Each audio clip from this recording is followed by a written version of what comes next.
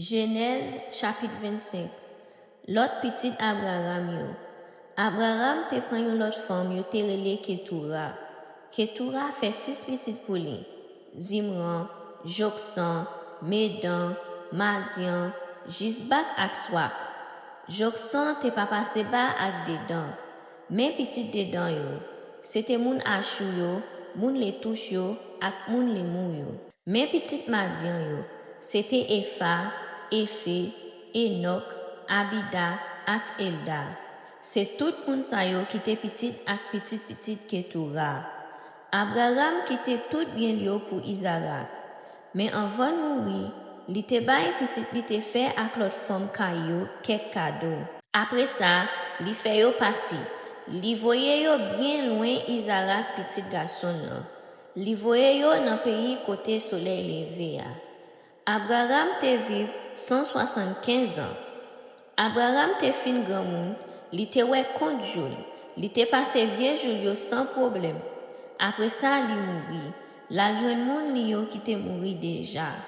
Isaac ak Ismaël, petit li yo, enterré dans trou roche Macpéla, dans jardin Ephron, petit Zoka, yon moun et, en face Mamre. C'est jardin ça Abraham te acheté dans même monsieur et yo.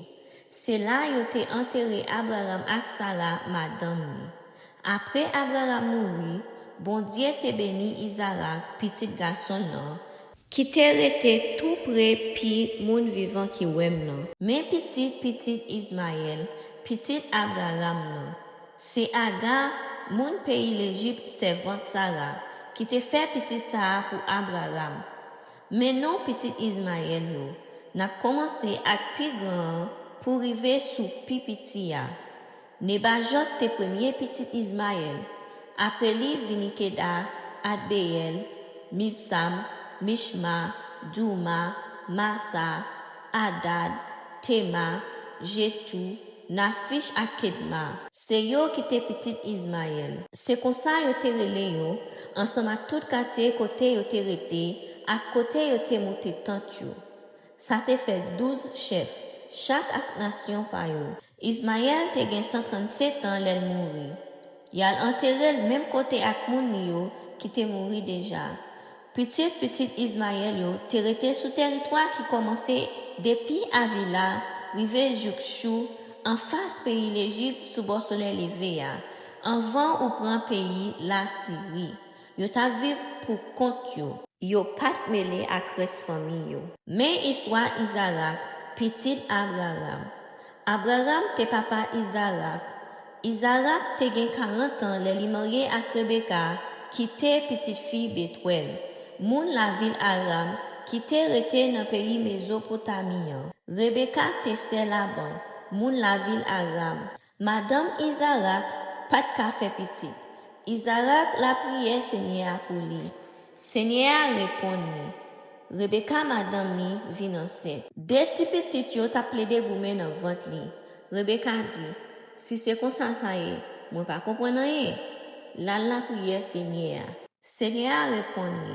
Ou gen des nations dans ventre ou ap fait des peuples. Chaque apprend bon pa yo. Yon pa vle wè l'autre. Yon ap pi grand nèg passe l'autre. Pi grand pral sous autres pi petit ya. Les jours pour Rebecca accoucher arrivé, li fait démarrant ça. Premier qui te fait la tête tout rouge, li te couvri ak poil sous tout col. C'est peut-être ça yo te relèl Esaou. Le deuxième nan te fait, mais li te kembe Esaou nan tanon pied. C'est peut-être ça yo relèl Jacob. Isaac te gen 60 ans sous tête li, le yo te fait. Si moun yo grandi, Esaou te vin yon bon chassé, li te toujours nan bois. Mais Jacob te yon homme bien doucement, li te remè rete la caille. Isaac te plutôt Esaou, parce que li te remè manger viande gibier, mais Rebecca te plutôt Jacob. Yon jour, Jacob te fin cuit yon bon bouillon. Esaou entre saute nan jardin, li te bouqué en pile. Li dit Jacob comme ça, m'a mouri grand goût, tant pis, bon petit goutte nan bouillon pour oujoua. C'est peut-être ça yo te bay Esaou yon lot ti non, yo te relèl Edom. Mais Jacob dit, m'a ba ou ti goutte si ou van mwen doa ou comme premier petit. Esaou répond, D'accord, moi pral mourir. Qui ça doit comme premier petit la observer? Jacob dit li, fem serment avant. Esaou fait serment bali, li vend li droit comme premier petit. Les fini, Jacob bali pain ak ti gout nan bouillon poire. Esaou mange, li bwe.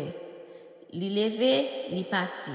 Comme ça, Esaou te considéré droit li comme premier petit pour rien.